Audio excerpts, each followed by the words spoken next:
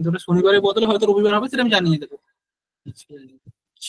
চলো, আচ্ছা, তো আজকের ক্লাসে আমরা ইউনিট 4 এর একটা গুরুত্বপূর্ণ ইউনিট, যেটা হিস্টোরিক্যাল ফাউন্ডেশন অফ এডুকেশন, যেখানে আমরা ব্রাহ্মণ্য শিক্ষা, বৌদ্ধ শিক্ষা এবং ইসলামিক এডুকেশন সম্পর্কে আলোচনা, মানে যেখানে আমাদের আলোচনার বিষয়, এবং এছাড়াও প্রি ইন্ডিপেন্ডেন্ট পিরিয়ড অর্থাৎ ব্রিটিশ আমলে আমাদের শিক্ষার যে কমিশন গুলো গড়ে উঠেছিল সেগুলো সম্পর্কে আমাদের এই বিষয়ে এই অধ্যায়ে আলোচনা করা আছে, যেখানে শ্রীরামপুর মিশন বা শ্রীরামপুর ত্রয়ী সম্পর্কে আমাদের জানতে হবে, মেকলে মিনিট, উডের despatch, Hunter commission, Sadler commission, Wardha scheme এবং সার্জেন্ট রিপোর্ট, মানে অর্থাৎ স্বাধীনতার আগের সময় পর্যন্ত ব্রিটিশ শাসনকালে যত কমিশন হয়েছিল, এবং তার আগে আমাদের প্রাচীন যুগে ব্রাহ্মণিক শিক্ষা বা বৈদিক শিক্ষা ব্যবস্থা কেমন ছিল, বুদ্ধিস্ট শিক্ষা ব্যবস্থা কেমন ছিল এবং ইসলামিক শিক্ষা ব্যবস্থা কেমন ছিল, সেগুলো সম্পর্কে আমাদের আলোচনা করা হয়েছে। এগুলো আজকের ক্লাসে আমরা এই বিষয়গুলো সম্পর্কে দেখবো, মানে এখান থেকে এমসিকিউ প্র্যাকটিস করব।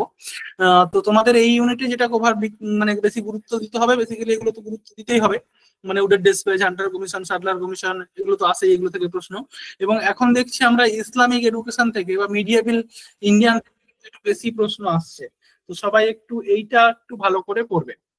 আচ্ছা, আমরা প্রশ্ন এমসিকিউ তে চলে যাচ্ছি, সবাই একটু কমেন্ট করে প্রশ্নের অ্যান্সার গুলো দেওয়ার চেষ্টা করবে যাতে সবার সুবিধা হয়। হ্যাঁ, এখানে আমরা কতগুলো প্রশ্ন রেখেছি, সহজ কঠিন সব মিলিয়ে। তো প্রথম প্রশ্ন দেখো, যে প্রশ্ন বুঝতে না পারবে সেক্ষেত্রে আমি বলে দেবো। প্রথম প্রশ্ন হচ্ছে, স্ক্রিন শেয়ার হয়নি? স্ক্রিন শেয়ার হয়নি? আচ্ছা আচ্ছা আচ্ছা, হ্যাঁ স্ক্রিনটা শেয়ার করে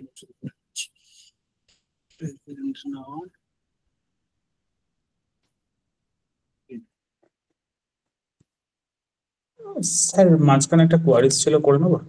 হ্যাঁ হ্যাঁ হ্যাঁ স্যার ওই সেট 3-তে না স্যার একটা কোয়েশ্চেন ছিল, যেটা ছিল স্যার এনসিটি কবে প্রতিষ্ঠিত হয়েছিল, যেখানে অপশন গুলো ছিল 1973, 63, 76, 83। স্যার কিন্তু প্রতিষ্ঠিত তো স্যার 1995 না স্যার? এনসিটি 1995? হ্যাঁ স্যার, কারণ কোঠারি কমিশনের রেকমেন্ডেশনে এনইপি 1986 ওটাকে ফর্ম করে, এবং আরটিই 1993 এটাকে মানে রেগুলেটরি বডি হিসেবে এটা কাজ করতে শুরু করে, মানে তাকে ফর্ম করতে বলে, আর 1995 অ্যাজ এ স্ট্যাচুটারি বডি হিসেবে সেটা কাজ শুরু করে। হ্যাঁ, এটা তো এনসিটি একটা হয়েছিল মনে হচ্ছে। হ্যাঁ, 1993-তে একটা হচ্ছে এবং 1995 থেকেও মানে ফর্ম করে গিয়ে কাজ শুরু করছে, তাহলে এখানে 1995 হওয়াটা কথা না স্যার? এনসিটি এটা কি মানে দুটো ধরনের কোশ্চেন হতে পারে, একটা হচ্ছে কার্যকর আর একটা হচ্ছে অ্যাক্ট। কিন্তু আই থিংক মেনশন থাকবে যে অ্যাক্ট হলে 1993 প্রশ্নটা কি ছিল? কার্যকর হলে এখানে ছিল প্রশ্নটা যে এনসিটি প্রতিষ্ঠিত হয়েছিল, এস্টাবলিশড, এটা 1995-ই আসবে, দেখুন আপনি গুগলে সার্চ করলে 1995-ই দেখাচ্ছে। 95-ই আছে। এস্টাবলিশ না 1995, এস্টাবলিশ 1973 কি অ্যানসার আছে? হ্যাঁ 1973 অ্যানসার আছে একটা। First setup 1995। আচ্ছা, 1995 বেশিরভাগ ওয়েবসাইট থেকে অ্যানসার দিচ্ছে। হ্যাঁ, মানে কিছু ওয়েবসাইটে দেখছিলাম মানে যারা এমসিকিউ হিসেবে এটা রেখেছেন স্যার, ওরকম দুটো একটা ওয়েবসাইটে মানে ভুলও কিছু ইনফরমেশন রয়েছে, আমি জানি না এটা ভুল না থাকতে পারে। হ্যাঁ হ্যাঁ, আমার যদি দেখো আমি কালকে 1995 স্ট্যাচুটারি বডি হিসেবে যেটা দেখা হয়েছে, হ্যাঁ একদম। আর ওখানে যদি মানে বেসিক্যালি ওই অপশনে যদি 1995 নেই তো আছে না, 1995 অপশনটাই নেই স্যার, দিতেই হবে, তো ওর আগে তৈরি হয়েছে, অপশনে না থাকলে তখন ওইটাই হবে। কোনটা 1973? হ্যাঁ হ্যাঁ, ওখানে ওই বেসিসে যদি আসে, যদি এরকম আসবে না। কিন্তু স্যার 1973-তে এনসিটি এর তো কোনো অস্তিত্বই থাকছে না তখন। এনসিটি আগে তৈরি হয়েছিল, ডিসকন্টিনিউ হয়েছিল মনে হচ্ছে। এনসিটি তো তা তো হয়নি, মানে এরা একটা টিচার এডুকেশন মানে কোটারি কমিশন রেকমেন্ড করেছিল, মানে রেকমেন্ডেশন দিয়েছিল, তার ভিত্তিতে এনইপি 1986 এটাকে ফর্ম করতে বলে, এবং সেই অনুযায়ী 1993-তে এনসিটি অ্যাক্ট তৈরি হয়, এবং 1995 থেকে as a statutory body NCT কাজ করতে শুরু করে।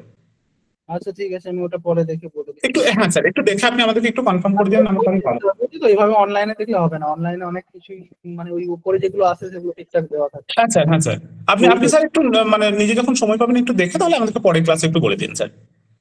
হ্যাঁ এই তো এনসিটি ইটি প্রিভিয়াস স্ট্যাটাস সাইন 1973 পর্যন্ত আগে ছিল, ঠিক আছে। আমি একটা লিঙ্ক পাঠাচ্ছি গ্রুপে, এইরকম লিঙ্ক গুলো থেকে দেখতে হবে, গভর্নমেন্ট অফ ইন্ডিয়ার লিঙ্ক থেকে, লিঙ্কে দেওয়া আছে। স্যার এনসিডি তারপরে 1973 হবে, প্রথমে যখন ওই ইউজিসি গঠন করা হয়েছিল তার পরবর্তী সময়ে গঠন করা হয় এবং তারপরে আবার ওটাকে এ করে 93 তে আসা হয়। নেটের ওটা ছিল। কোশ্চেন এগুলো এসেছিল প্রিভিয়াস ইয়ার, 1973 হবে স্যার। ওই দেখো এই লিঙ্কটা পাঠালাম, এই লিঙ্কটা থেকে একটু করে নেবে, ঠিক আছে। না না হবে হবে, মানে ঠিক আছে স্যার, আমি ক্লাসের পরে দেখে নেবো স্যার। খুব একটা ভুল থাকে না। আর ওই নেটের ওপরের দিকে যেগুলো আপডেট দেয় না, ওগুলো তো এআই জেনারেট দেয়, তো না সাধারণত এআই এর একটু ভরসা করাই যায় না স্যার, আমি মানে উইকিপিডিয়াতেও দেখছিলাম, উইকিপিডিয়া ওটা দেখাচ্ছিল। না ভরসার উপর কিছু নেই, কিন্তু ব্যাপারটা হচ্ছে ওইটা হচ্ছে কি বলতো, ওগুলো হচ্ছে থাকে, মানে আপডেটেড গুলো দেয়, ঠিক আছে। রিসেন্ট আপডেট গুলো পাই, অনেক আগে যে ইনফরমেশন গুলো সেগুলো আর দেয় না, বুঝতে পেরেছো?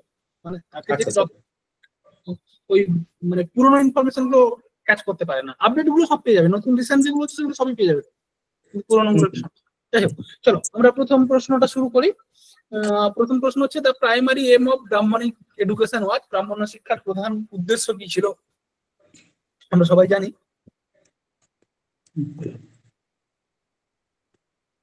একদমই তাই। হ্যাঁ, সবাই এ অ্যান্সার করছো, একদম। এটা হচ্ছে অ্যাটেনমেন্ট অফ মোক্ষ, মোক্ষ লাভ করা হচ্ছে আমাদের ব্রাহ্মণ্য শিক্ষার মূল লক্ষ্য ছিল। পরের প্রশ্নে আমরা চলে যাচ্ছি। এখানে অ্যাসারশন এবং রিজন আছে, মন্তব্য এবং যুক্তি। সরি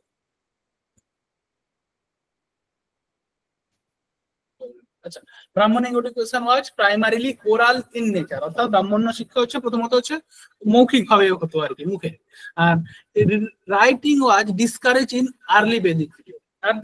মানে বেদিক পিরিয়ড যখন শুরু হয়, একদম প্রারম্ভিক দিক, তখন লেখাটা কিন্তু অত লেখার চল ছিল না। হ্যাঁ, এক্ষেত্রে অ্যান্সারটা তোমরা দেখতে পেয়েছো যে দুটোই সঠিক অ্যান্সার, বোথ আর কারেক্ট এবং কারেক্ট এক্সপ্লেন করে। এই জন্য প্রথমে ওরাল প্রিলিমিনারি স্টেজে ব্রাহ্মণিক এডুকেশন কিন্তু মৌখিক ভাবে, পরবর্তীকালে লেখার ভাষা আছে। এইবারে এইটা একটু ম্যাচ করা, এখানে দুটো এ দেওয়া আছে টেবিল, একটা এ এবং 1-2 করে, গুরুকুল, বিহার, উপনয়ন এবং বিনয় পিটক, এগুলো কোনটা কার সঙ্গে যায়, এটা একটু ম্যাচ করে এর অ্যান্সারটা।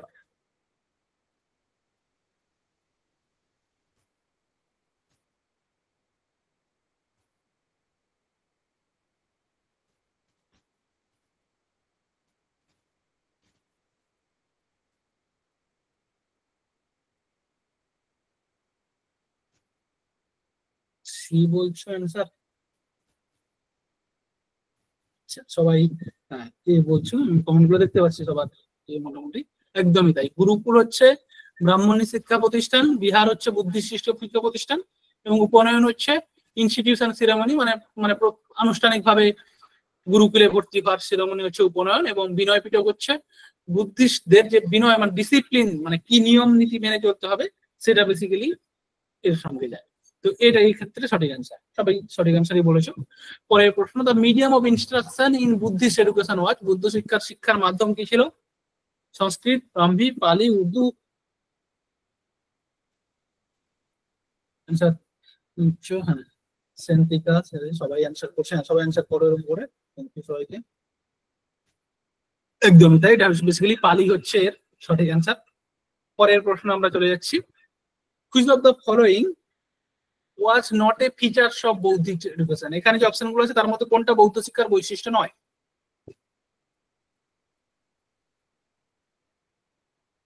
এখানে কোনটা বৈশিষ্ট্য নয় সেটা দেয়।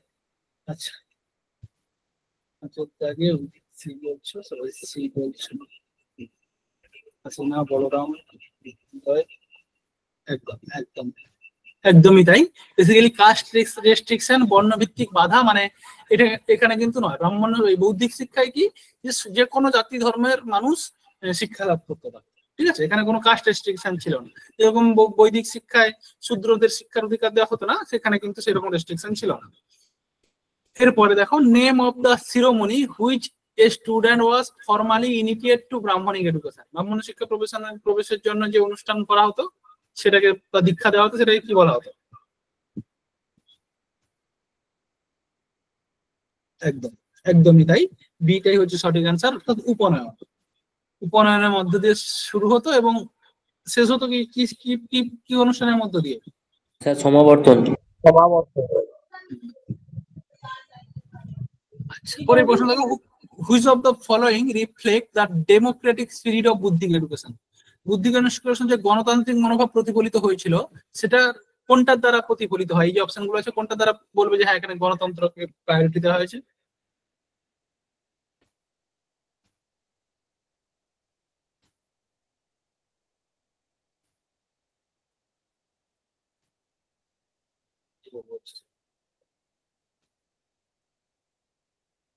একদম, এই সাতেরটা সবাই এই বলছো, একদমই তাই, ডিবেট এন্ড ডায়লগ।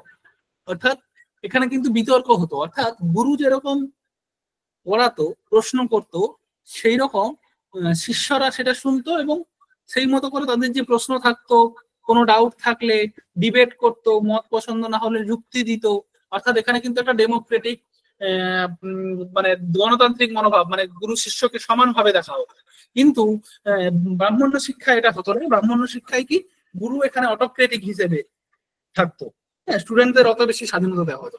অর্থাৎ এই ডিবেট এন্ড ডায়লগ এইটাই রিফ্লেক্ট করে বৌদ্ধ শিক্ষা ব্যবস্থা আমাদের ডেমোক্রেটিক স্পিরিট বা গণতান্ত্রিক মনোভাবে প্রতিফলিত হতো।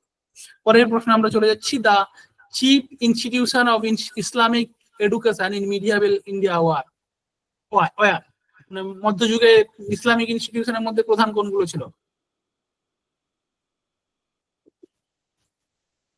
একদমই তাই, মক্তব এন্ড মাদ্রাসা। সঠিক অ্যান্সার হচ্ছে মক্তব এবং মাদ্রাসা। মক্তবে হচ্ছে প্রশ্ন আছে মেবি, বলছি না। The medium of instruction in medieval Islamic education was mainly, medium of instruction কি ছিল?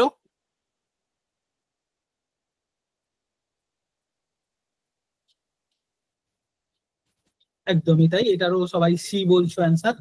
একদম, এটা হচ্ছে পার্সিয়ান এন্ড আরবিক, এটা বলেছিল। এরপরে আমরা মক্তব প্রাইমারি রেফার টু, মক্তব বলতে কি বোঝায় সাধারণত?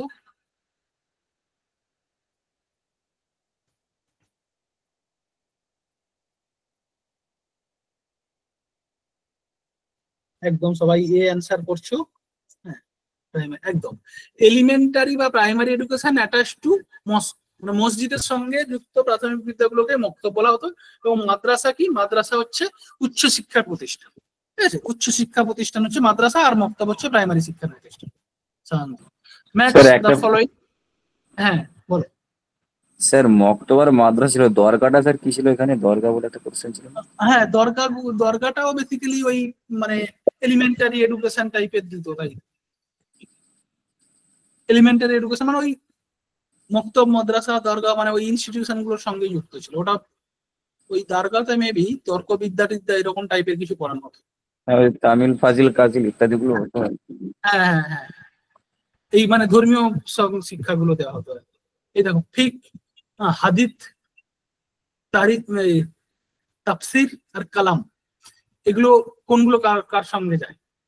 মানে এখানে প্রথমে বলছে ইসলামিক জুডিশিয়াল, ইসলামিক আইনশাস্ত্র, সেইং দা প্রফেট, মোহাম্মদের বাণী, কুরআনের ব্যাখ্যা এবং ইসলামিক ধর্মগ্রন্থ, এই বলছে, তাই তো? আচ্ছা, একদম, এটা বেসিক্যালি ফিক হচ্ছে ইসলামিক যে আইনশাস্ত্র, তাদের যে আইন বিজ্ঞান, জুডিশিয়াল বিষয়, সেটা আলোচনা হতো ফিকে। আর দাদিদ হচ্ছে কি, যে প্রফেট বা মোহাম্মদের যে বাণী, মোহাম্মদের যে প্রেরিত বাণী, সেটাকে বলা হচ্ছে দাদিদ। আর সাফরি, তাফসির, আচ্ছা, যার যদি প্রোনাউন্সিয়েশন গুলো ভুল থাকে কেউ বলতে পারলে বলবে। তাফসির হচ্ছে যে কুরআনের ব্যাখ্যা আর কি, তাফসির। আর কালাম হচ্ছে ইসলামিক থিওলজি। থিওলজি মানে হচ্ছে কি সৃষ্টিতত্ত্ব বা ধর্মতত্ত্ব, থিওলজি আর কি, ধর্মতত্ত্ব, সৃষ্টিতত্ত্ব। হ্যাঁ, কিভাবে মানে যেটাকে আমরা মেটাফিজিক্স এর অন্তর্ভুক্ত আর কি, এটা মেটাফিজিক্স এর মধ্যে পড়ে, এটা হচ্ছে কালাম। হ্যাঁ, পরের প্রশ্নে আমরা চলে যাচ্ছি, arrange the chronological order in the respective stage of Islamic school. Islamic স্কুলগুলোকে স্টেজ অনুযায়ী সাজাও, ক্রমানুসারে সাজাও।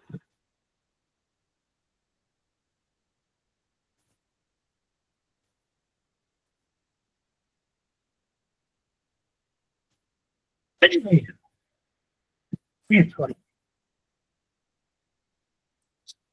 এটাও একদম। প্রথমত হচ্ছে ইসলামিক এডুকেশন শুরু কোথা থেকে হয়?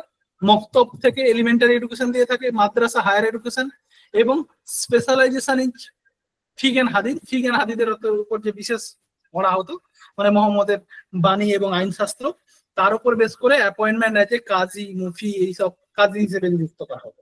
অর্থাৎ এভাবে 1 2 3 4 এই সিকোয়েন্সে শিক্ষার স্টেজটা কিন্তু ছিল ইসলাম। পরের প্রশ্নে আমরা চলে যাচ্ছি। কারেক্ট স্টেটমেন্ট, এখানে কতগুলো স্টেটমেন্ট দেওয়া আছে। হ্যাঁ, identify the correct statement regarding the Islamic education of medieval India. মধ্যযুগে ভারতের ইসলামিক শিক্ষা সম্পর্কে কোনগুলো সঠিক। এখানে 1 2 3 4টে উক্তি দেওয়া আছে, কোনটা সঠিক কোনগুলো সঠিক সেগুলো খুঁজে বের করে, এখানে অপশন গুলো আছে।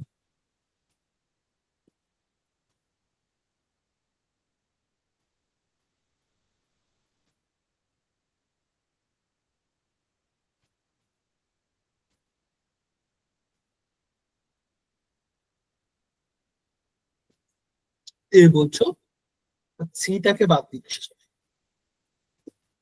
3 নম্বরটাকে বাদ দিচ্ছে, তাই তো? বেসিক্যালি একদমই তাই, যেখানে ধর্মীয় এবং জাগতিক বিষয় অর্থাৎ রিলিজিয়াস এডুকেশনও পড়ানো হতো এবং কিছু যেরকম নৌবিদ্যা বা সেকুলার বিষয়গুলোকেও পড়ানো হতো, অর্থনীতি এগুলোও পড়ানো হতো। এবং তার সঙ্গে সঙ্গে এই মানে টাকা কোথা থেকে আসতো, মানে কিভাবে চলতো ইসলামিক এডুকেশন গুলো, প্রতিষ্ঠানগুলো, সেটা হচ্ছে রাজাদের বা অভিজাতদের, মানে ধনী ব্যক্তিরা, রাজারা তাদের সাহায্য করতে এভাবেই চলতো। বেসিক্যালি এখানে কিন্তু বর্ণভিত্তিক ছিল, কিন্তু সবসময় অমুসলিমদের বাদ দিত এমনটা নয়। হ্যাঁ, অমুসলিমদের সবসময় বাদ দিত না, অমুসলিমরাও এরকম শিক্ষা লাভ করতে পারতো এখান থেকে। বেসিক্যালি মাদ্রাসার থেকে তো ওখানটা থেকে মানে উচ্চ শিক্ষার ক্ষেত্রে তো মানে অমুসলিমদের একটা মানে সেখানে যুক্ত হতে পারতো আর। ঠিক আছে, Persian become an administrative language effective education. পরবর্তীকালে ফার্সি ভাষাটাকে প্রশাসনিক ভাষা হিসেবে একটা প্রভাব পড়েছে। পরের প্রশ্ন চলে যাচ্ছি। The first formal step of introduction of modern education in India was. আধুনিক ভারতের সূচনা হয়েছিল কোন কমিটি বা কমিশনের হাত ধরে? Macaulay minute, Wood's despatch, charter act, Hunter commission. Hunter commission baby বলছো?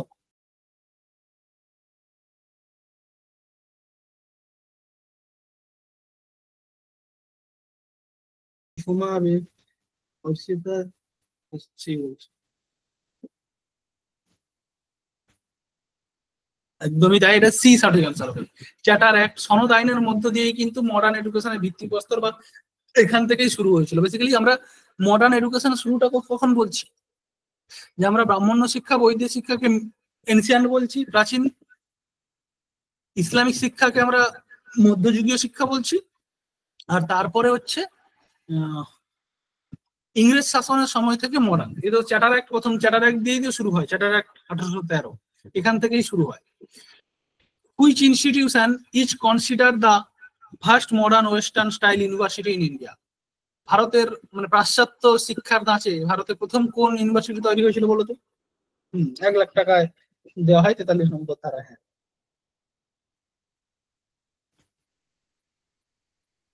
একদমই তাই, ক্যালকাটা ইউনিভার্সিটি হচ্ছে প্রথম 1857 সালে তৈরি হয়। এটা হচ্ছে প্রথম মানে পাশ্চাত্য ধাঁচে অর্থাৎ লন্ডন ইউনিভার্সিটির অনুকরণে প্রথম এটাকে তৈরি করা, ক্যালকাটা ইউনিভার্সিটি। পরের প্রশ্ন দেখো। Identify the chronological sequence of educational commission. এখানে হান্টার, শাটলার, উড আর মেকলেমিনির আছে, কোনটা আগে কোনটা পরে হয়েছিল ক্রোনোলজিক্যাল বা ক্রমানুসারে সাজাও।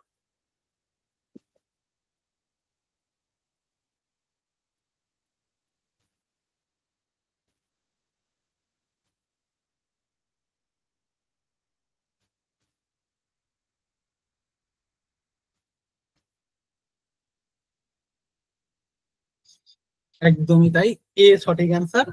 4 3 1 2, অর্থাৎ মেকলেমিনির হয়েছিল 1813 খ্রিস্টাব্দে, উডের ডেসপেচ হয়েছিল 1854, তাই তো? 1854। হান্টার কমিশন হয়েছে 1882। আর শাটলার কমিশন কত? 1917। হ্যাঁ স্যার। বেসিক্যালি এক্ষেত্রে এটাই হচ্ছে সঠিক অ্যান্সার। পরের প্রশ্নে আমরা চলে যাচ্ছি। স্যার মেকলেমিনির 1835 না? ও সরি, হ্যাঁ 1800, আমি হ্যাঁ 1835, একদম একদম। সনদ আইনটা চ্যাটার একটা আছে, চ্যাটার একটা স্যার 1813। মেকলেমিনি 1835। পরের প্রশ্নে আমরা চলে যাচ্ছি। The first girls school in India was established in, প্রথম ভারতের প্রথম নারী বিদ্যালয় যেটাকে আমরা বেথুন স্কুল বলে জানি, সেটা কত সালে প্রতিষ্ঠা হয়েছিল? গুরুত্বপূর্ণ একটা প্রশ্ন। সবাই 1849 বলছে, একদম 1849 সালে ওই বেথুন স্কুল, যেটা হচ্ছে প্রথম ভারতের প্রথম নারী বিদ্যালয় হিসেবে গড়েছে। পরের প্রশ্ন দেখো, যে কোন ইউনিভার্সিটি গুলো মানে স্কুলগুলো, Bethune school, Hindu college, Calcutta university, William space, এটা কে কোনটা কার সঙ্গে যাচ্ছে? এখানে জে.ই.ডব্লিউ বেথুন, রাজা রামমোহন রায়, 1857, লর্ড ডালহৌস, কোনটা কার সঙ্গে যাচ্ছে ম্যাচ করে সঠিক অ্যান্সার কোনটা হবে?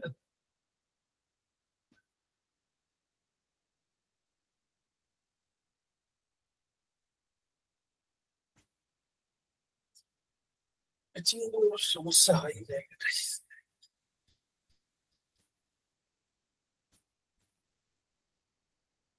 একদমই তাই, বেসিক্যালি এটাই হচ্ছে সঠিক অ্যান্সার। অর্থাৎ বেথুন স্কুল হচ্ছে জে.ই.ডি বেথুন তৈরি করেছে, হিন্দু কলেজকে প্রতিষ্ঠা করেছিল রাজা রামমোহন রায়, আর 1857 সালে ক্যালকাটা ইউনিভার্সিটি প্রতিষ্ঠা হয় উডেড ডেসপেজের নিয়ম অনুযায়ী। উডেড ডেসপেজের ক্ষেত্রে লর্ড ডালহৌসি কিন্তু গুরুত্ব, মানে লর্ড ডালহৌসির মানে সময়ে উডেড ডেসপেজটা এসেছিল আর কি ইংল্যান্ড থেকে।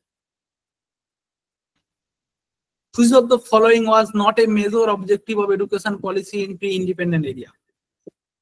নিম্নলিখিত কোনটি ভারতের মানে স্বাধীনতা পূর্বে ভারতের শিক্ষানীতির মূল উদ্দেশ্য ছিল না?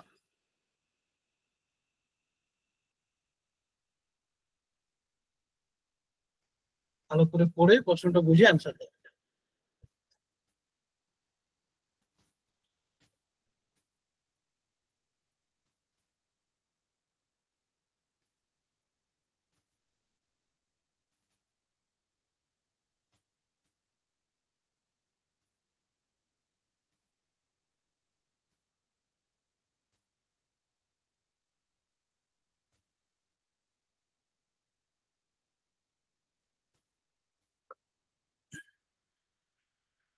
বেসিক্যালি এক্ষেত্রে তিনটা, মানে ক্রিয়েশন অফ কেরানি সৃষ্টির হতো না, ক্লারিক্যাল ক্লাস তৈরি করাই তো ওদের ইংরেজিদের আমলে শিক্ষার মূল উদ্দেশ্য ছিল। এছাড়াও মোরাল এবং রিলিজিয়াস আপলিফমেন্ট, নৈতিক শিক্ষা কিন্তু মানে মোরাল এবং রিলিজিয়াস আপলিফমেন্টের চেষ্টা করা হতো, ঠিক আছে, ধর্মীয় শিক্ষা, নৈতিক শিক্ষা, হ্যাঁ, মানে ওই বাইবেল এগুলো শিক্ষার প্রমোট করা হতো, ইংলিশ ল্যাঙ্গুয়েজকে তো প্রসার করার কথা বলা হয়েছে। কিন্তু ইংরেজ আমলে শিক্ষার কোনো জায়গায় দেখবে সায়েন্টিফিক রিসার্চ প্রমোশন, মানে বৈজ্ঞানিক গবেষণা, মানে বিজ্ঞান ভিত্তিক আলোচনা হবে, গবেষণা হবে, এই রকম বিষয়গুলো কিন্তু এখানে ওরা প্রসার করতে দিত না, ঠিক আছে, এইটা হচ্ছে কিন্তু ওদের পলিসি ছিল না।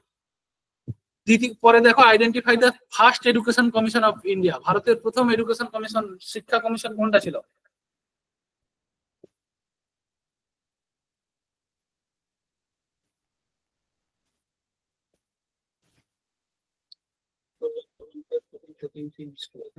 এমসিকিউ আলোচনা করা হচ্ছে, প্রথম থেকে এমসিকিউ আলোচনা করা হচ্ছে, আগে কিছু আলোচনা করা, ঠিক আছে। বেসিক্যালি একদম সি, হান্টার কমিশন হচ্ছে ভারতের প্রথম শিক্ষা কমিশন, first one. Which of the following is called Magna Carta of English education in India, ভারতীয় শিক্ষার ইতিহাসে ম্যাগনা কার্টা কাকে বলা হয়?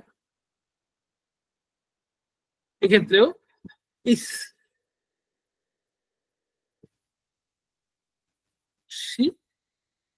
উডেড ডেসপেজ, হ্যাঁ উডেড ডেসপেজকে ভারতীয় শিক্ষার ইতিহাসে ম্যাগনা কার্টা হিসেবে বলা হয়। আচ্ছা, এখানে বলতো শ্রীরামপুর ত্রয়ী, আমরা নামটা সবাই পরিচিত শ্রীরামপুর ত্রয়ীর সঙ্গে, এদের এই যে শ্রীরামপুর ত্রয়ী মানে তিনজনের নাম কি কি ছিল?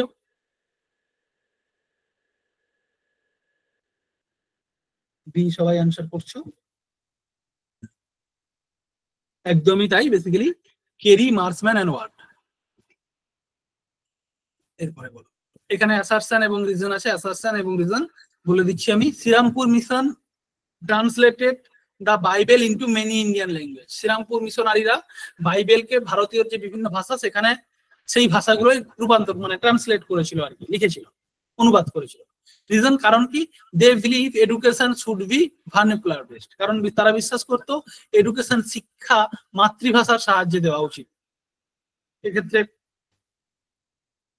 কোনটা সঠিক কোনটা ভুল সবাই কে বলছো? এই হবে কি? আচ্ছা, believes education should be vernacular based. আচ্ছা, হ্যাঁ, এক্ষেত্রে এটাই সঠিক অ্যান্সার আছে, কিন্তু মানে ওই আর কি একটু আলোচনা মানে একটু ক্রিটিক্যালি ভাবা বিষয় এখানে যুক্ত থাকতে পারে। আচ্ছা, মিশনারিরা হ্যাঁ বেসিক্যালি ধর্মীয় শিক্ষা প্রবর্তনের জন্য জোর দিয়েছিল। একদম।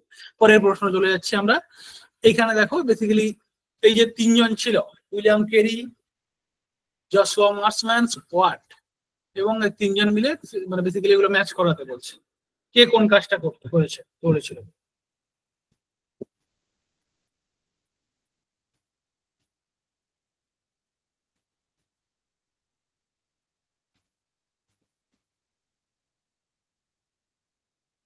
বলছো উইলিয়াম কেরি হচ্ছে বাইবেল গুলোকে বাংলায় রূপান্তর করার জন্য বিখ্যাত ছিল। জশুয়া মার্সম্যান হচ্ছে চাইনিজ এবং বেঙ্গলি লার্নিং এর উপর জোর দিয়েছিল। ওয়ার্ডের হচ্ছে এই যে প্রিন্টিং প্রেস এবং পাবলিকেশন, এই যে শ্রীরামপুর এই যে প্রিন্টিং প্রেস এবং পাবলিকেশন, এটা এদের মধ্যে ছিল, এবং এই তিনজন মিলে শ্রীরামপুর ত্রয়ী বা শ্রীরামপুর মিশন তৈরি করেছিল। ঠিক আছে, এগুলো একের সঙ্গে যাবে। পরে হোয়াট ওয়াজ দ্য কি educational contribution of Serampore missionary? Serampore মিশনারিদের শিক্ষা ক্ষেত্রে প্রধান অবদান কি ছিল, মানে ওদের কোথায় অবদান রেখেছিল ওরা? যদি কিছু মানে না বুঝতে পারো তাহলে বলবেন, বলে দেবো।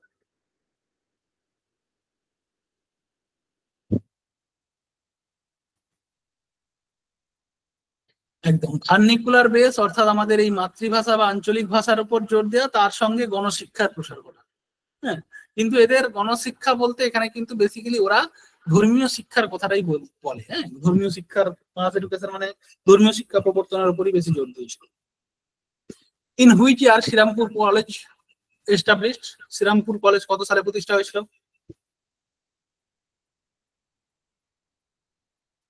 কিছু এ বলছো, বি বলছো, বেশিরভাগ সবাই বি বলছো। 1818 সালে শ্রীরামপুর কলেজ প্রতিষ্ঠা হয়। Macaulay minute on Indian education was presented in? Macaulay minute কত সালে পেশ করা হয়? একদম আমরা সবাই জানি 1835 সালে মেকলে মিনিট প্রেজেন্ট করা হয়। ঠিক আছে, এরপরে দেখো অ্যাসারশন এবং রিজন আছে।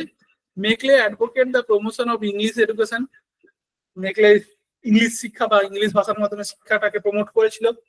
হি believes Indian language were rich in scientific knowledge. সে বিশ্বাস করতো ভারতীয় ভাষা উন্নত এবং সায়েন্টিফিক নলেজ প্রদান করে। এ বলছো কিছু জন, এ কেন বলছো? ভালো করে প্রশ্নটা পড়ো একটু। এটা বেসিক্যালি সি হবে। হ্যাঁ, কারণ মেকলে মিনিট ইংলিশকে প্রমোট করতো, এটা ঠিক, কিন্তু ইন্ডিয়ান ল্যাঙ্গুয়েজকে কেন প্রমোট করেনি? কারণ মনে করতো যে ইন্ডিয়ান ল্যাঙ্গুয়েজ রিচ নয়, পুয়ার, সমৃদ্ধ নয়, খুব নিচু, এবং সেখান থেকে কোনো সায়েন্টিফিক জ্ঞান পাওয়া যায়। এখানে যে বলছে Indian language were rich and scientific knowledge provide করে, এটা কিন্তু ভুল, এ বিশ্বাস করতো না, এর উল্টোটা বিশ্বাস করতো, অর্থাৎ আর্টটা এই ক্ষেত্রে কিন্তু ফলস। পরের প্রশ্নে আমরা চলে যাচ্ছি। A single shelf of a good European library was a whole native literature of Indian and Arabian. একটা ভালো ইউরোপীয় গ্রন্থাগারের এক তাকের যে বইগুলো থাকে ভারতের এবং আরবের সমস্ত সাহিত্য অপেক্ষা বেশি মূল্যবান, এই কথাটা কে বলেছে? একদম বেসিক্যালি টিভি মেকলে এই কথাটা তার মানে মিনিটে, তার মেটলে মিনিটে তিনি পেশ করেন যে মানে এখানে এই যে ইন্ডিয়ান মানে এভাবে ভারতকে ব্যঙ্গ করে আর কি, যে ভারতীয় ভাষা, ভারতীয় গ্রন্থ সাহিত্য এবং আরবের সাহিত্য সবগুলো মিলিয়ে যে জ্ঞান লাভ করবে, তার থেকে ইংরেজের ইউরোপের একটা লাইব্রেরির একটা সেলফের যে বইগুলো থাকে সেই সেলফের বইগুলো যদি পড়ে নাও তার থেকে তুমি বেশি জ্ঞান লাভ করবে, এটা বলতে চাইছে, এবং ভালো জ্ঞান লাভ করবে, এভাবে ব্যঙ্গ করেছিল আর কি। Macaulay education policy was officially implemented through.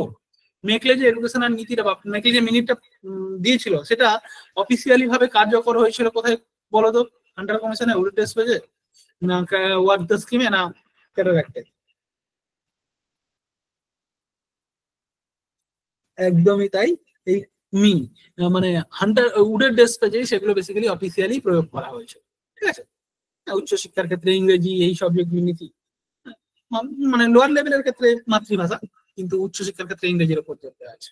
Which of the following criticise Macaulay minute for cultural intensity? Macaulay মিনিটের সংস্কৃতিহীনতা কিভাবে সমালোচনা করেছে? কে সমালোচনা করেছিলেন? মানে এই যে কালচারাল ইন্টেন্সিটি মানে বললো যে ভারতের কালচার নেই, এর কালচার নেই, এটা কি কে সমালোচনা করেছিল বলতো? কে এর বিরোধিতা করেছিল?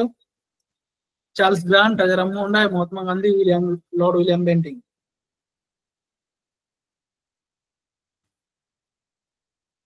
বেসিক্যালি এর অ্যান্সারটা রাজা রামমোহন রায় হবে না, এর অ্যান্সার হবে মহাত্মা গান্ধী।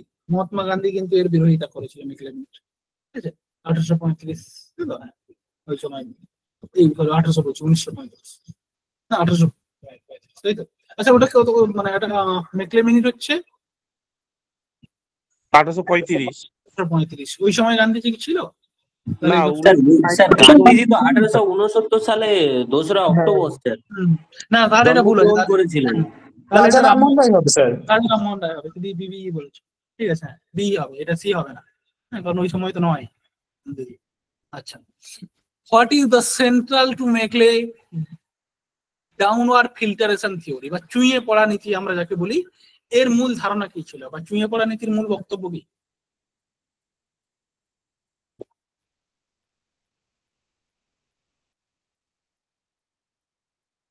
একদমই তাই, বিটাই সঠিক অ্যান্সার, যে শিক্ষিত মানে গরিব ধনীদের এলিট এলিট ক্লাস, যারা ধনী গ্রুপ, তাদেরই শিক্ষিত করে তোলো, তারা গরিবদের প্রভাবিত করবে বা জনগণকে প্রভাবিত করবে, এভাবে জনগণও শিক্ষিত হয়ে যাবে। এই চুইয়ে পড়া নীতি, ডাউনওয়ার্ড ফিল্টারেশন থিওরি, সেইটা হচ্ছে বেসিক্যালি মেকলে, তার মূল ধারণা ছিল এটা, যে মানে ধনীদের শিক্ষিত করে তোলো, ভারতীয় ধনীদের, তাহলে তাদের দ্বারা জনগণ এমনি এমনি শিক্ষিত হয়ে যাবে তাদের প্রভাবে। উডের ডিসপেচ ওয়াজ ইস্যু ইন হুইচ ইয়ার? উডের নির্দেশ কত সালে প্রকাশিত হয়? আমরা সবাই জানি, একদমই তাই, 1854 সালে প্রকাশিত হয়। এগুলো থেকে আসে কিন্তু প্রশ্ন, হ্যাঁ, এগুলো যত সহজ মনে হচ্ছে তত ওইখানটায় মানে সহজ প্রশ্ন আসবে, এগুলো আসবে। Which administrative recommendation was made in the উডের ডিসপেচ? উডের ডিসপেচে কোন প্রশাসনিক সুপারিশ করা হয়েছে?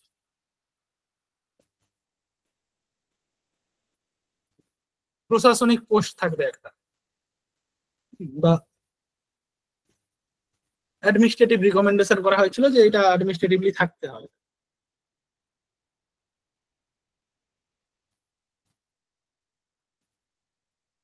সে বলছো ফ্রি প্রাইমারি এডুকেশন, এটা administrative recommendation. Basically education department is prominence. Basically এই উডের ডেস্পেস থেকে শুরু করে এনইপি 2020 সব জায়গায় বলেছে যে প্রতিটা মানে ইউনিভার্সিটিতে বা কলেজে মানে এডুকেশন ডিপার্টমেন্ট অবশ্যই খুলতে হবে, যাতে টিচারদের ট্রেনিং দেওয়া যায়, টিচারদের শিক্ষিত করতে তোলা যায়। কিন্তু সবচেয়ে মানে বেশি অবহেলিত সাবজেক্ট হচ্ছে বর্তমানে এডুকেশনাল, ঠিক আছে, কিন্তু এটা কোনো জায়গায় অ্যাপ্লাই করা হয় না। এডুকেশন ডিপার্টমেন্ট প্রতিটা ইউনিভার্সিটিতে, প্রতিটা কলেজে এডুকেশন ডিপার্টমেন্ট স্থাপন করার কথা। এটা উডের ডেস্পেস থেকে শুরু করে মুদালিয়ার কমিশন, 1986 শিক্ষানীতি, কোঠারি কমিশন, সব জায়গায় কিন্তু বলা হয়েছে যে এডুকেশন ডিপার্টমেন্ট তৈরি করতে হবে প্রতিটা কলেজে, স্কুল। না, সেন্ট্রাল কমিশনে এখান থেকেও এখানেও সুপারিশ করা হয়েছিল প্রশাসন। এডুকেশন ডিপার্টমেন্ট মানে বেসিক্যালি এই সেন্সে নয়, এখানে বেসিক্যালি টিচারদের ট্রেনিং দেওয়া হবে আর এখান থেকে।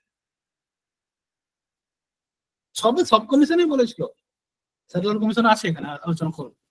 The dispatch led to establish the which 3 university in 1857? উডের dispatch কোন 3টে ইউনিভার্সিটি প্রতিষ্ঠা হয়েছিল?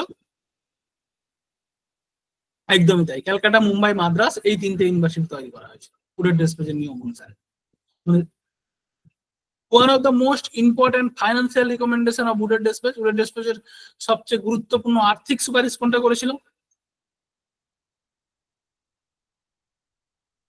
টাকা দেওয়ার ক্ষেত্রে আর্থিক, একদমই তাই, grant in aid to eligible school, স্কুলগুলোকে অনুদান দেওয়া, গ্র্যান্ট ইন এড, হ্যাঁ, যেটা এখন ইউজিসি ইউনিভার্সিটি কলেজগুলোকে দিয়ে থাকে, গ্র্যান্ট দেয় ইউনিভার্সিটি গ্র্যান্ট কমিশন। তো বেসিক্যালি এই ইউনিভার্সিটি গ্র্যান্ট কমিশনের ভিত্তি তৈরি কিন্তু এই উডের ডিসপেচ থেকে হয়েছিল, মানে ওরই আদর্শে পরীক্ষাটা তৈরি করা হয় আর কি। গ্র্যান্ট ইন এড সিস্টেম হচ্ছে স্কুলগুলোকে, এলিজিবল স্কুলগুলোকে, যে স্কুলগুলো নির্দিষ্ট নিয়ম মেনে চলবে, নির্দিষ্ট পরিকাঠামো থাকবে, তাদের অনুদান দেওয়া হবে, ঠিক আছে, দেশদের পক্ষ থেকে অনুদান দেওয়া হবে, সরকারের পক্ষ থেকে অনুদান দেওয়া হবে। পরের প্রশ্নে আমরা চলে যাচ্ছি, হান্টার কমিশন কত সালে তৈরি হয়েছিল, গঠিত হয়েছিল, অ্যাপয়েন্ট হয়েছিল?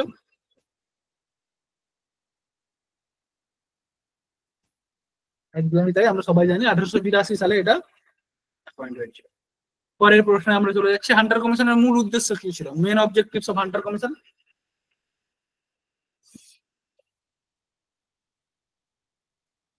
শ্রী বলছো শান্তিকর নতুন অনুপমা শিল্পা অভিজিৎ, একদমই তাই। এক্ষেত্রে হচ্ছে মানে হান্টার কমিশনের মূল উদ্দেশ্য ছিল প্রাইমারি এবং সেকেন্ডারি এডুকেশনকে রিভিউ করা এবং সেগুলোর উন্নতি সাধনে সাহায্য করা, কিন্তু উচ্চশিক্ষা সম্পর্কে কিছু সুপারিশ করেছে, কিন্তু মূল উদ্দেশ্য ছিল এটা। Which of the following is a long term impact of Hunter commission? Hunter কমিশনের দীর্ঘমেয়াদী প্রভাব কোনটা ছিল? মানে হান্টার কমিশন এমন একটা সুপারিশ করেছিল যেটা বর্তমানেও আমরা মেনে চলে, এখনো তার প্রভাব আছে।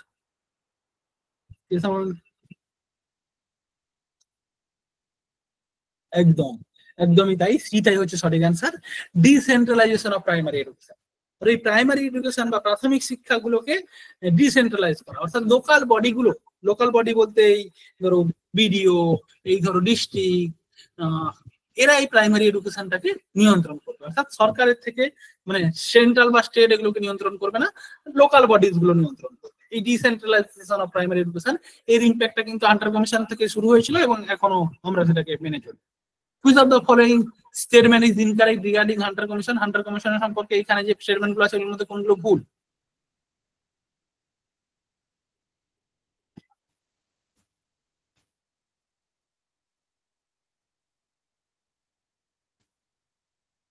প্রাইভেট ইনিশিয়েটিভ ইন সেকেন্ডারি স্কুলকে সাপোর্ট করেনি হান্টার কমিশন?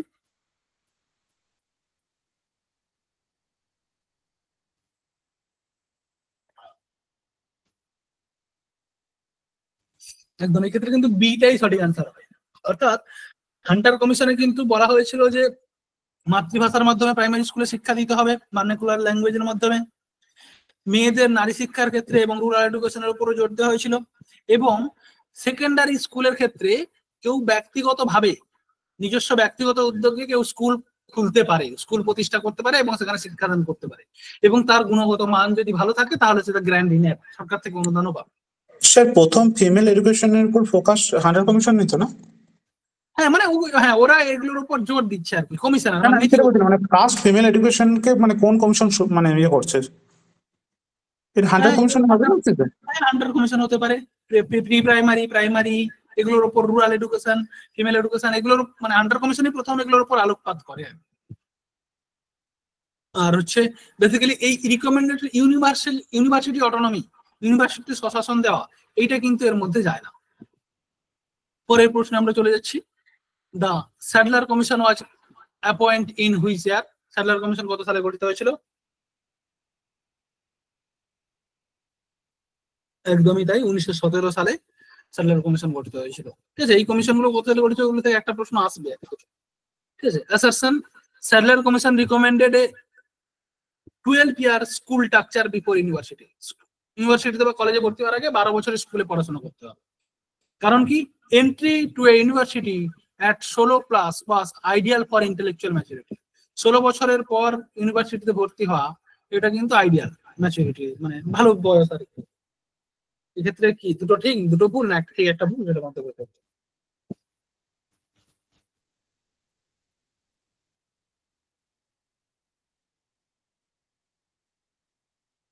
একদমই তাই। আচ্ছা, ওটার আনসার কি নেই নাকি?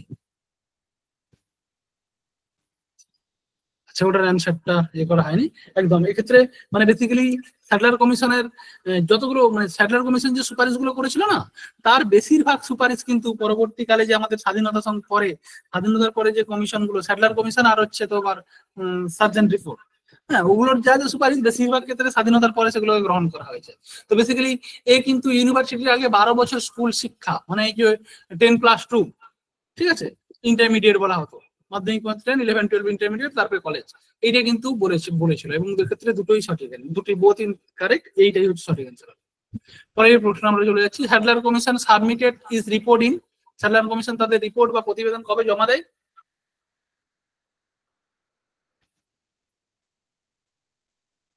একদম 1919-এ, 1917 শুরু হয়েছিল এবং 1919-এ তার রিপোর্ট সাবমিট করে। স্যাডলার কমিশন কোথায় গুরুত্ব দিয়েছিল? Oriental classical education, structural equipment higher education, primary foundation, military. Sadler commission কেন গঠন হয়েছিল? কলকাতা বিশ্ববিদ্যালয়ে মানে কলকাতা বিশ্ববিদ্যালয়ে কিছু সমস্যা তৈরি হয়েছিল, সেই সমস্যা মানে ওই ইউনিভার্সিটি এডুকেশন অ্যাক্ট ওইগুলোর উপর বেস করে সেগুলো মানছিল না। ঠিক আছে, বেসিক্যালি হায়ার এডুকেশনের স্ট্রাকচারাল রিফর্ম মানে সংস্কারের জন্য, পুনঃসংস্কারের জন্য এইটা তৈরি করা হয়েছিল স্যাডলার কমিশন। পরের প্রশ্ন দেখো, the major contribution of Sadler commission was, Sadler কমিশনের প্রধান অবদান কি ছিল?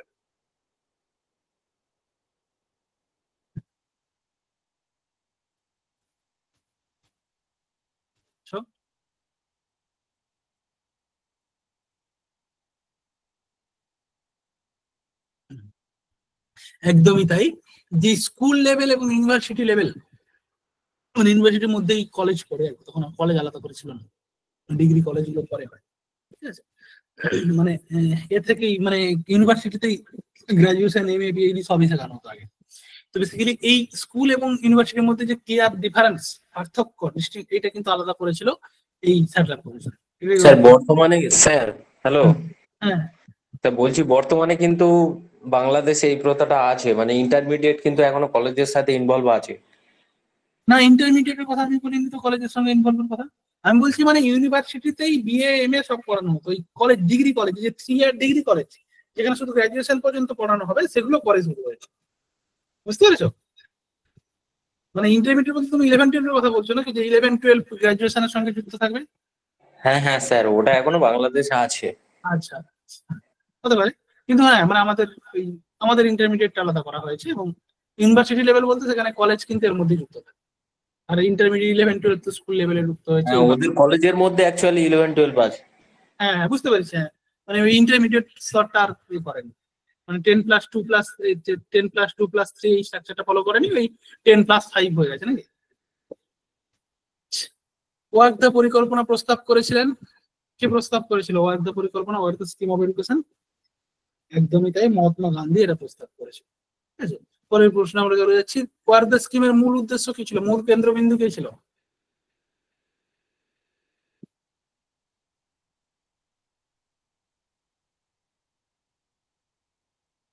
বেসিক এডুকেশন থ্রু ক্রাফট, অর্থাৎ বুনিয়াদী শিক্ষা দেওয়া হাতে কলমে কাজের মধ্য দিয়ে, এটাই সঠিক অ্যান্সার। পরের প্রশ্ন আমরা চলে যাচ্ছি, what is the duration of basic education as per Wardha scheme? Wardha scheme অনুযায়ী এই বেসিক এডুকেশন বা বুনিয়াদী শিক্ষার সময়কাল কত বছর ছিল, শিক্ষার মেয়াদ?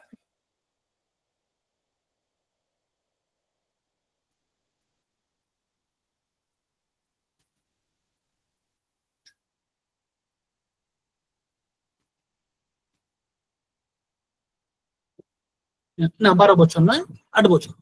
8 বছর হচ্ছে শিক্ষার মেয়াদ, মানে বেসিক এডুকেশন মানে বেসিক্যালি এই যে 6 থেকে 14 বছর বলি আমরা প্রাথমিক শিক্ষা, মানে 6 থেকে 14 বছর কত, 8 বছর। তো বেসিক এডুকেশনও কিন্তু বেসিক্যালি বেসিক এডুকেশন বা বুনিয়াদী শিক্ষাও কিন্তু এই 8 বছর বয়স পর্যন্ত, 8 বছর পর্যন্তই বিস্তৃত ছিল।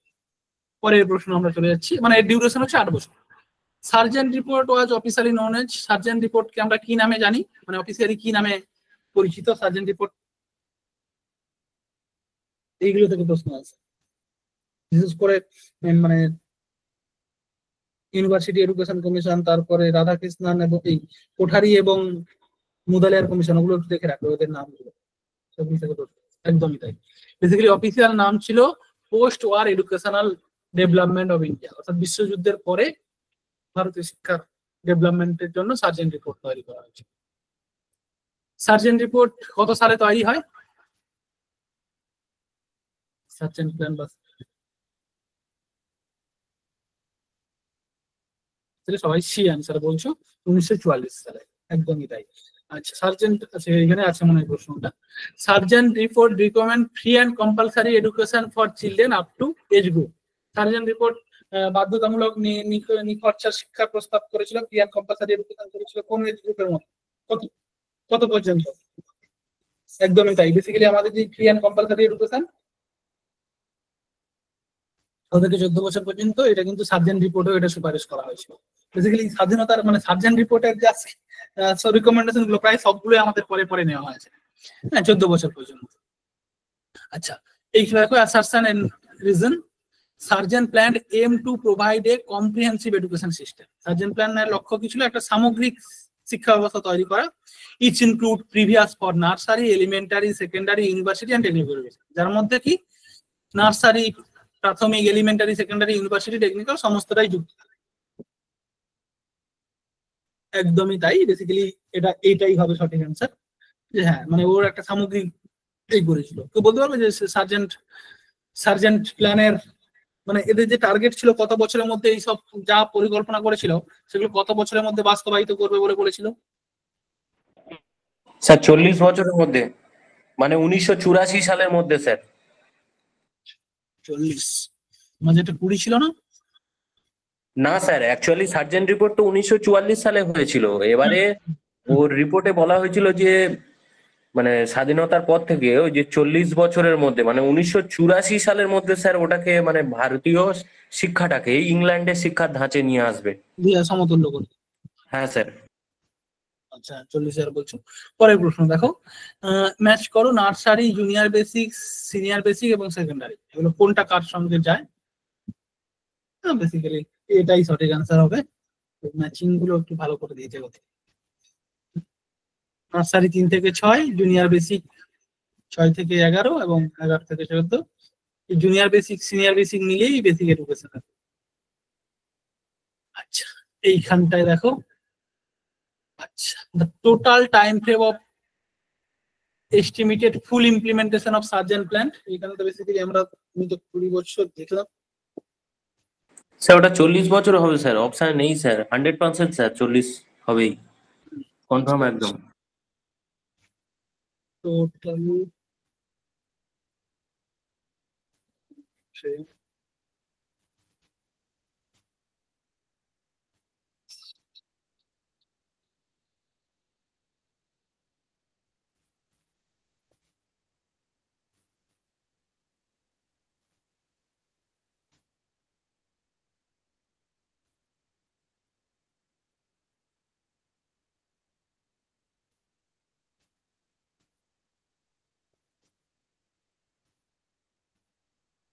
আচ্ছা এটা 40 বছর বলছি। এটা 40 বছরের অ্যান্সার হবে, এটা 20 বছর নয়। হ্যাঁ এটা 40 বছর, সঠিক অ্যান্সারটা হবে 40 বছর। ঠিক আছে, পরের প্রশ্নে আমরা চলে যাচ্ছি। Which of the following was not a direct recommendation of sergeant report? Sergeant রিপোর্টের ডাইরেক্ট সুপারিশ কোনটা ছিল না এখানকার মধ্যে?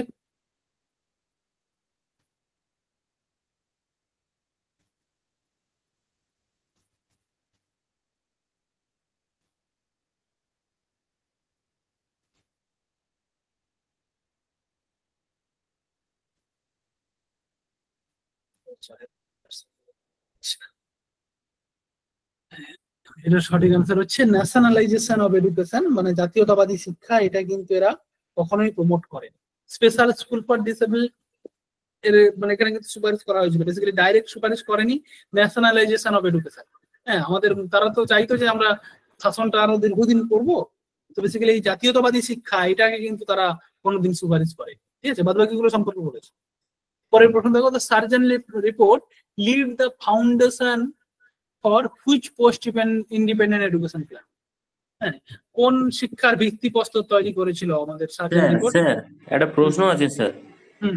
ওই যে আপনি আগের প্রশ্নটা স্যার একটু জানুন স্যার, 55 নম্বর। স্যার ওখানে যে বললেন স্যার জাতীয়তাবাদী শিক্ষা আর জাতীয় শিক্ষা দুটো কি স্যার একই? না, ন্যাশনালাইজেশন অফ এডুকেশন শিক্ষার জাতীয়করণ। না স্যার আমি ওটা বলছি না স্যার, বলছি জাতীয় শিক্ষা জাতীয়তাবাদী শিক্ষা দুটো কি একই? হ্যাঁ বেসিক্যালি আমাদের সেন্সে দেখতে গেলে একই। স্যার একই যদি হয় তাহলে স্যার এই অপশনটা তো তাহলে স্যার এখানে তো ভুল হবে, কেননা স্যার সার্জেন্ট রিপোর্টে তো অ্যাকচুয়ালি স্যার বাস্তবায়িত করার জন্য স্যার বাস্তবায়িত করার জন্য প্রতি বছর তো 300 কোটি টাকা ব্যয় করার জন্য তো বলেছিল অষ্টম শ্রেণী পর্যন্ত শিক্ষাতে। তাহলে স্যার এই অপশনটা তো তাহলে হবে না স্যার। না দেখো সার্জেন্ট কমিশনে কিন্তু স্পেশাল স্কুল বা ডিসেবলদের কথা কোথাও মেনশন নেই স্যার। হ্যাঁ স্যার প্রতিবন্ধীদের না আছে, প্রতিবন্ধীদের জন্য শিক্ষা আছে। ওটা একটু দেখবে, শিক্ষার্থীদের বলেছে স্যার, আছে ওটাও আছে। দেখবে ওগুলো থাকার কথা। ঠিক আছে, ওগুলো থাকার কথা। রিপোর্ট আমরা বেসিক্যালি সবটা পড়ি না, আমাদের যেগুলো কাজের জন্য সেগুলো পড়ি, আমরা তার রিপোর্ট পুরো মুখস্থ করি না। হ্যাঁ যেগুলো থেকে জায়গা থেকে প্রশ্ন আসে কমন যে বিষয় সেগুলোই আমরা দেখি। যাই হোক দেখো আমাদের দিক থেকে ন্যাশনালাইজেশন বা ন্যাশনাল এডুকেশন জাতীয় শিক্ষা ন্যাশনালাইজেশন বা জাতীয়তাবোধের শিক্ষা, এগুলো হচ্ছে কমন, আমাদের দিক থেকে সেম। কিন্তু বিদেশের যখন যখন ইংরেজ শাসন করতো তখন জাতীয়তাবাদ বলতে তো আমাদের দেশের প্রতি ভালোবাসা। তো সেক্ষেত্রে কিন্তু তাদের কাছে আমাদের মানে ওদের জাতীয়তাবাদ আর আমাদের জাতীয়তাবাদ কিন্তু আলাদা, ঠিক আছে। ওরা মানে ন্যাশনালাইজেশন অফ এডুকেশন মানে শিক্ষাটা একদম জাতীয়তাবাদের শিক্ষা দেবে বা জাতীয়তাবোধ জাতি ভিত্তিক আমাদের ভালোবাসা, দেশের প্রতি ভালোবাসা শেখাবে, এই সেন্সে বেসিক্যালি বলা হয়েছে। দেশের প্রতি ভালোবাসা এগুলো শেখাবে, এইটা কিন্তু ওরা বলেনি। ওরা ইংরেজদের প্রতি ভালোবাসা থাকবে কিন্তু আমাদের দেশের উন্নতির জন্য, মানে দেশের কিছু উন্নতির জন্য, শিক্ষার একটু উন্নতি হবে, বেটার হবে, এগুলোর জন্য এরা স্কিম গুলো করেছিল। বেসিক্যালি সার্জেন্ট রিপোর্ট আর কিছু নয়। সার্জেন্ট রিপোর্ট হচ্ছে একটা মানে সেই মানে অ্যাকচুয়ালি স্যার ওটা স্যার ভারত সরকারের মানে শিক্ষা বিষয়ক যে উপদেষ্টা বলা যায়। না না, উপদেষ্টা নয়। বেসিক্যালি এই যে 1900, এটা তো 1944 দিক করে গঠন হয়েছিল। তো তখন হচ্ছে ভারতে কিন্তু জাতীয়তাবাদী আন্দোলন, ভারতের মানে ইংরেজদের আর টিকে থাকার কোনো উপায় নাই। মানে ওরা জানে যে আমাদের মধ্যে আমাদের কিছুদিনের পর আমাদের শাসন ব্যবস্থা চলে যাবে। এবং যখন মানে দ্বিতীয় বিশ্বযুদ্ধ হয় তখন হচ্ছে ভারতের মানে ধরো নেতাজি সুভাষচন্দ্র বসু থেকে শুরু করে সবাই হচ্ছে জাপানকে সাপোর্ট করছে, জার্মানিকে সাপোর্ট করছে, মানে ভারতের বিরোধিতা, ইংরেজকে দাঁড়ানোর জন্য, যে শত্রু আমার বন্ধু, এই নীতিতে। তো বেসিক্যালি এই জন্য সার্জেন্ট রিপোর্টে সবচেয়ে, যদি ইংরেজদের যতগুলো কমিশন আছে সবচেয়ে ভালো ভালো সুপারিশ সার্জেন্ট রিপোর্টে করা হয়েছে। কিন্তু এরা জানে আমরা কিছু ইমপ্লিমেন্ট করব না বাস্তবে। হ্যাঁ, ওই জন্য ওরা 40 বছরের একটা লং টাইম ফ্রেম দিয়েছিল, যাতে ওদের মানুষকে, যাতে ভারত জনগণকে শান্ত করা যায় এবং এটা দেখানো যায় যে ইংল্যান্ডরা বা ইংরেজরা ভারতের ভালো চায়। এটা দেখার করার জন্য এই রিপোর্টটা জাস্ট পেশ করেছিল, আর কিছু নয়। এটার কোনো কিছু ইমপ্লিমেন্ট তো তারপরে তো আর হওয়ার কথাই নয়, কারণ 47-এ স্বাধীনতা লাভ করে ভারত, ঠিক আছে। বেসিক্যালি ওই সময় শান্তন মানে ওই জন্য ওটাকে ওয়ার্ল্ড ওয়ারের পরে ভারতকে শান্ত করার জন্য এই সুপারিশগুলো করা হয়েছে। ওই জন্য সেগুলো পরবর্তীকালে আমরা নিয়েছি। কিন্তু এই জাতীয় মানে আমাদের ইংরেজদের কোনো কমিশন এই ন্যাশনালাইজেশন অফ এডুকেশন এর পক্ষে ছিল না। জাতীয়তাবোধ শেখাবে তোমাকে, এইরকম কিছু শেখায় এই বেসিসে হবে, ঠিক আছে। আর ওটা ডিটা আছে, মানে কোথাও না কোথাও আছে। প্রথমে দেখ, এরপর দেখ, Sargent report lead the foundation of which post independent educational plan. Basically এই যে সার্জেন্ট রিপোর্ট, স্বাধীনতার পরের যে শিক্ষা কমিশন গুলো তৈরি হয়েছিল, সেখানে সার্জেন্ট রিপোর্ট প্রধান অবদান কোথায় রেখেছিল, মানে কোন জায়গায় সার্জেন্ট রিপোর্টের কোন একটা বিশেষ মন্তব্য বা উক্তি সেটা প্রভাব ফেলেছিল।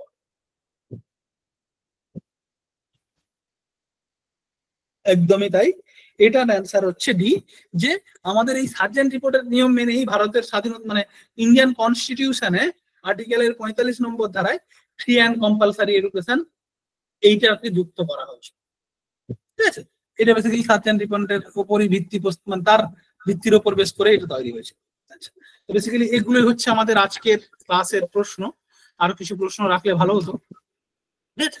যাই হোক, আজকে আমাদের এই পর্যন্তই আমাদের আলোচনা। আজকে